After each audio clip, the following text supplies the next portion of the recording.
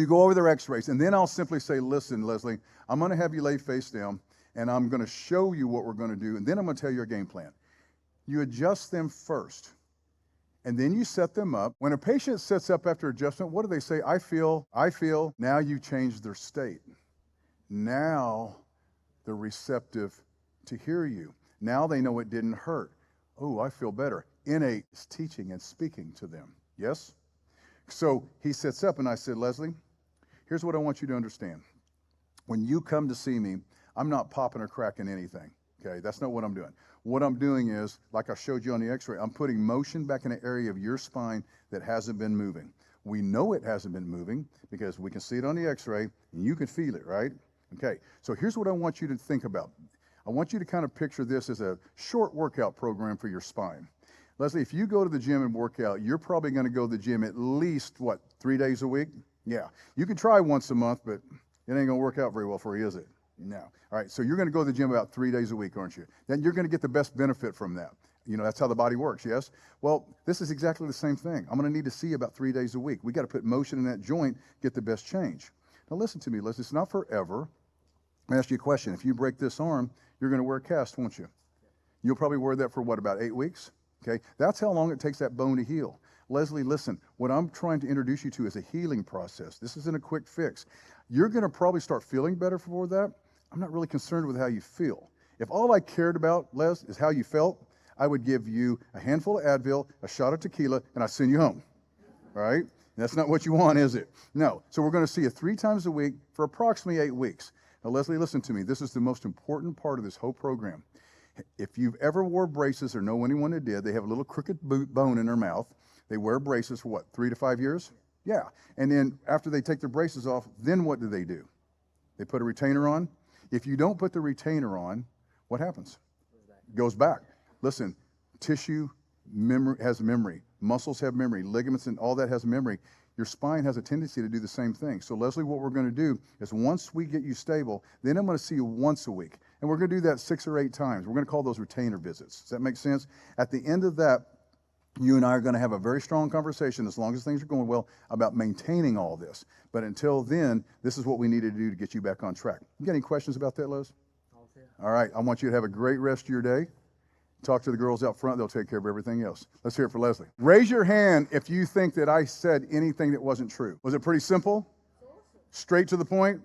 Did you see what he did through the entire thing? He agreed with me through the entire thing. I've got every video. I've got hours and hours of video of me doing this with patients. Like I said, my phone's up here, just kind of like a hidden camera, and you're watching patients just do this because they understand that. And my girls did a study. They did a survey of it. They said 91% of our new patients, and in the States, they can pay in full. I know you guys have to do things a little different, but they can pay in full for 32 visits, 91% of the time. And how long did that take? Listen, they don't want to be educated. Your patients do not want to be educated. It says doctor on your door. You're supposed to be educated. If they wanted to be educated, they'd have went to school for chiropractic. No more than you want to be educated. I had my x-ray went down a couple of years ago, the digital x-ray, and I had to call them to come out, and the x-ray techs come out, and in between patients, they call me, hey, doc, come here a second, I need to show you something. What? I need to explain to you what's wrong with it. I don't care. Does it work yet? Well, it's going to, but I want you to know why it quit working. I don't care. I want to push the button. Yes? How hard was that report of findings? And see, here's what I teach my patients. What we're doing is we're introducing and restoring motion. And then you're going to ask me, well, how do you get them to follow through? In 30 years, I had patients coming to see me every 2 weeks for 30 years, 25 years, 20 years. Listen, Jim, I got a question for you. If you go to the gym for 16 weeks and work out, you're stronger and healthier, yes? Yeah. Quit working out, what happens? This is exactly the same thing. I don't want that to happen to you. So studies show after 14 days, if the joint's not moving appropriately, that lack of motion is when the degenerative processes start in. We don't want that. That's bad. So I'll see you in 2 weeks. How hard is that? See, chiropractic is so simple. So simple. I have a doctor that joined my coaching group from Sweden last year in March. I went up and did an adjusting class and a little workshop. He called me. He sent me a message, and we got on Messenger, got a phone call. His first month, he tripled his practice. Come on. Now, guess what? Guess what? It gets better. So this is the craziest thing ever, and I'm going to try not to cry when I tell you this. So here's what happened. We continued to coach in the group and tripling the practice in a month. That's crazy. And he called me and he said, hey, why didn't anyone ever tell me this? I don't know. But his wife was pregnant around Christmas time, and they live in a village up in the Swedish mountains. It's 30 minutes from the closest town from where her doctor is. She goes into labor. So they're getting in the car and they're headed to the hospital.